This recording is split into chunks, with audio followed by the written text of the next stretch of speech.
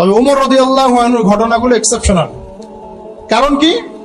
যেমন তিনি একদিন রাত্রেবেলা ঘুরছেন অলিতে গলিতে, এই ঘটনা আপনারা সবাই জানেন। কান্নার আওয়াজ শোনা যাচ্ছে, কান্নার আওয়াজ। তো তিনি ইনভেস্টিগেট করছেন, খলিফা রাত্রেবেলা ঘুরছেন জনগণের দুর্দশা দেখার জন্য। এখন এক মা তার সন্তানদেরকে ঘুম পাড়িয়ে রেখে বা কান্না থামানোর জন্য চুলার মধ্যে পানি চড়িয়ে দিয়েছে, জাল হচ্ছে, বাচ্চাটা দিকে কাঁদছে।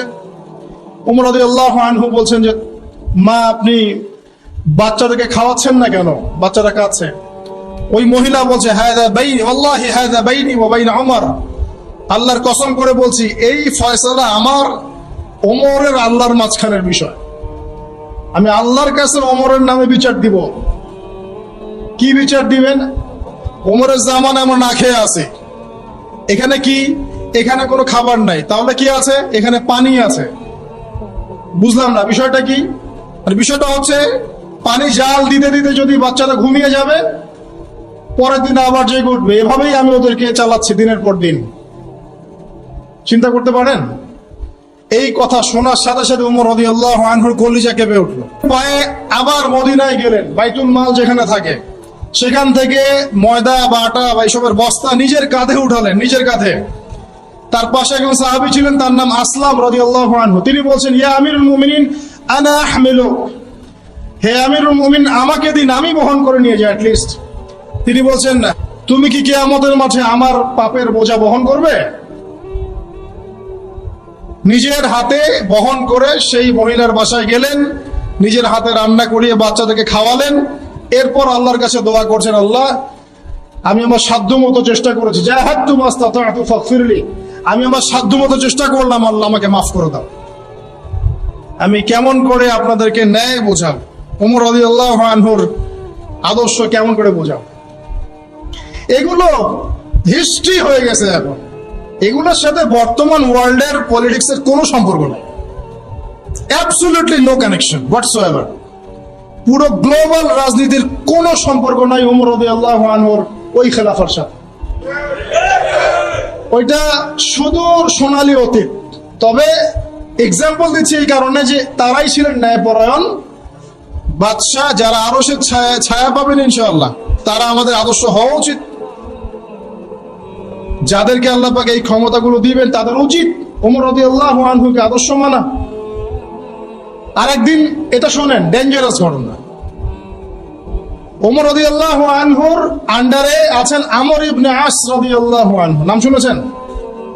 আমর ইবনে আস রাদিয়াল্লাহু আনহুকে ওমর রাদিয়াল্লাহু আনহু মিশরের গভর্নর করেছেন। কিসের? মিশরের। ওই সময় তো ইসলামিক খেলাফা পুরো অর্ধবিশ্ব। এখন আমর ইবনে আস রাদিয়াল্লাহু আনহুর একজন ছেলে ছিলেন, তার নাম সম্ভবত মুহাম্মদ বা অন্য কিছু হবে, আমার ঠিক মনে নেই। তো সে কি করতো? সে তার বাবার পাওয়ারে চলতো। চলে না অনেকে এখন? পাওয়ারে চলে না? আচ্ছা, ভয় পাচ্ছেন নাকি? আচ্ছা, সত্য কথা।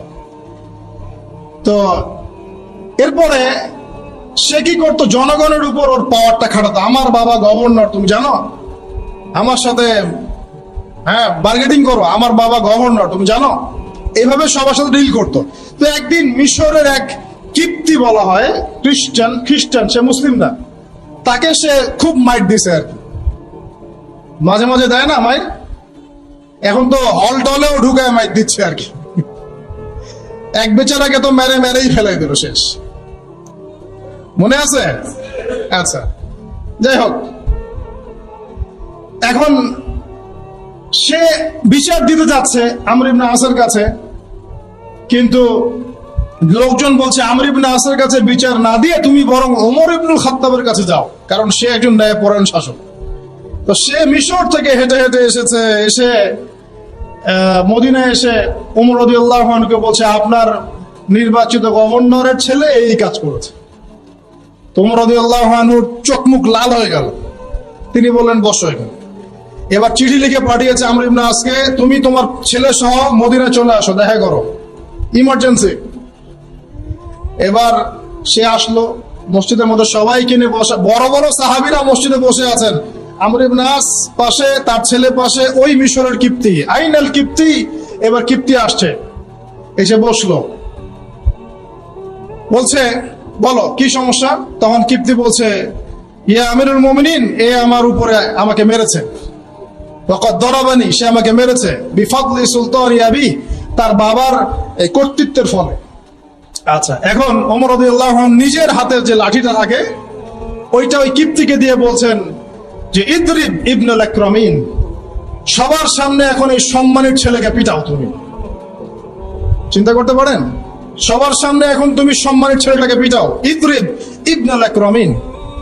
সে সবাই থতমত যে কি ব্যাপার, আমর ইবনে আসের ছেলেকে সবার সামনে মারা হবে।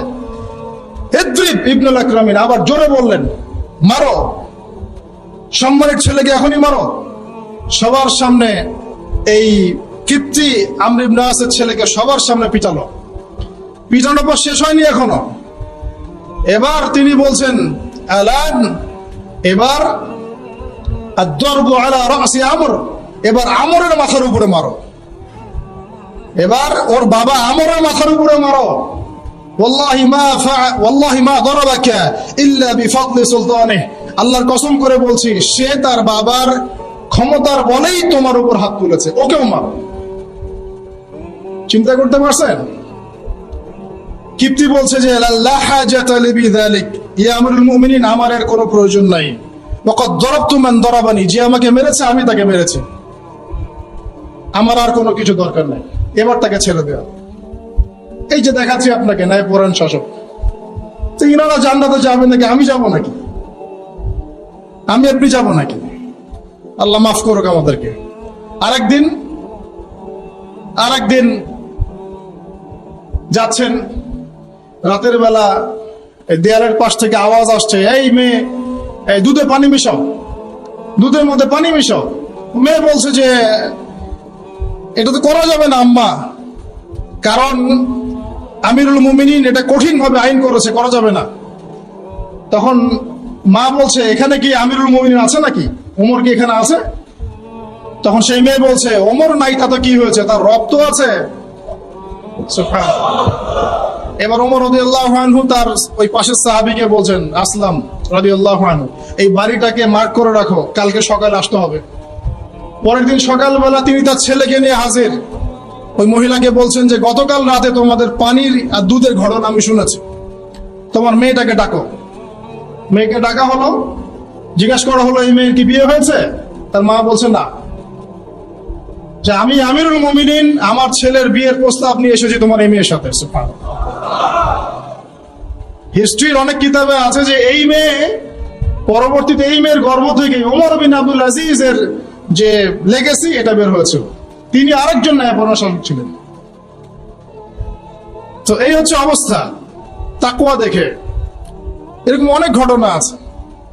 একটা আছে ইয়েমেন থেকে একবার অনেক সুগন্ধি এসেছে ওমর রাদিয়াল্লাহু আনহুর যুগে, হাদিয়া।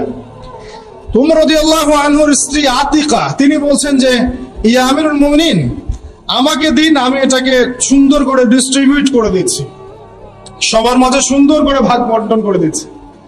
ওমর রাদিয়াল্লাহু আনহু বলছেন, আতিকা ছাড়া আর কে আছো যে এটাকে ভাগ করতে পারবে? তখন তিনি বলছেন, আমিরুল মুমিনিন, আমি ভাগ করলে কি সমস্যা? তখন তিনি বলছেন যে তুমি ভাগ করতে গিয়ে কিছু আতর নিজের হাতে লেগে থাকতে পারে, সেটা তুমি ব্যবহার করে ফেলতে পারো, এই যে সুগন্ধিটা তুমি নিবা এটা আমার জন্য হারাম, কারণ এটা জনগণের প্রপার্টি। কথা কি চিন্তা করতে পারছেন? বলতে থাকলে অনেক বলা যাবে আসলে, কারণ আমাদের টাইমও খুব বেশি না। ওমর রাদিয়াল্লাহু আনহুর জীবনী নিয়ে ইনশাআল্লাহ আপনাদের সামনে একটা স্বতন্ত্র খুতবা আসবে ইনশাআল্লাহ তাআলা। আল্লাহ পাক তৌফিক দান করুন, আমিন। তো একটা কথা বলতে যাচ্ছিলাম যে ইমামুল আদিল যারা থাকবেন তাদেরকে আল্লাহ রাব্বুল আলামিন কিয়ামতের মাঠে নূরের মিম্বর দিবেন এবং আরশের নিচেও ছায়া দিবেন। যাকে আল্লাহ পাক যে সেক্টরে দায়িত্বশীল করেছেন তাদের জন্য একটা নসিহত, সেটা হলো ইত্তাকি দাওয়াতুল মাজলুম, মাজলুমের দোয়া থেকে তোমরা বেঁচে থাকো। মাজলুমের দোয়া থেকে তোমরা বেঁচে থাকো। মুয়াজ বিন জাবাল রাদিয়াল্লাহু আনহুকে নবী সাল্লাল্লাহু আলাইহি ওয়াসাল্লাম বলেছিলেন, হে মুয়াজ, তোমাকে ইয়েমেনের শাসন করছি, কিন্তু মাজলুমের দোয়া থেকে বেঁচে থাকো, কারণ লাইসা বাইনাহা ওয়া বাইনাল্লাহি হিজাব, কারণ এর মাঝে আল্লাহর মাঝে কোনো পর্দা থাকে না। তো যদি আপনি ন্যায় বিচার করতে পারেন, ইনশাআল্লাহ কিয়ামতের মাঠে আপনি আরশের ছায়া পাবেন। যদি না পারেন, তাহলে ওয়াল্লাহি আল্লাহর কসম করে বলছি, কঠিনতম আযাব অপেক্ষা করছে, এবং সেখান থেকে কেউ বাঁচাতে পারবে না, কেউ না। আল্লাহ পাক আমাদের সবাইকে এই বিষয়ে সচেতন থাকার তৌফিক দান করুন।